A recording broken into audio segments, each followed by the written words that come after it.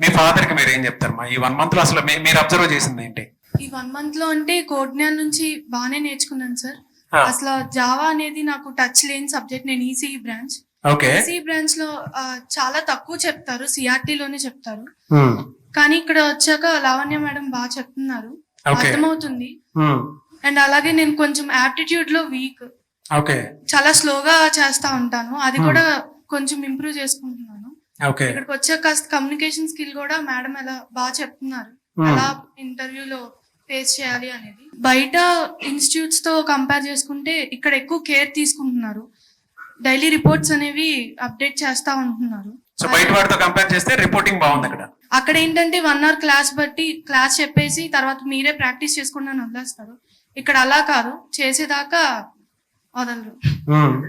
So మీ father కి ఏం చెప్తారు మా ఇక్కడ నుంచి ప్లాట్ఫామ్ నుంచి ఎలాంటి గిఫ్ట్ ఇస్తారు? అసలు ఒక జాబ్ తెచ్చుకొని, జాబ్ కాకుండా స్కిల్ అనేది డెవలప్ చేసుకుంటున్నాను. ఎక్కడన్నా గెట్ ఇన్ అయిపోయింది.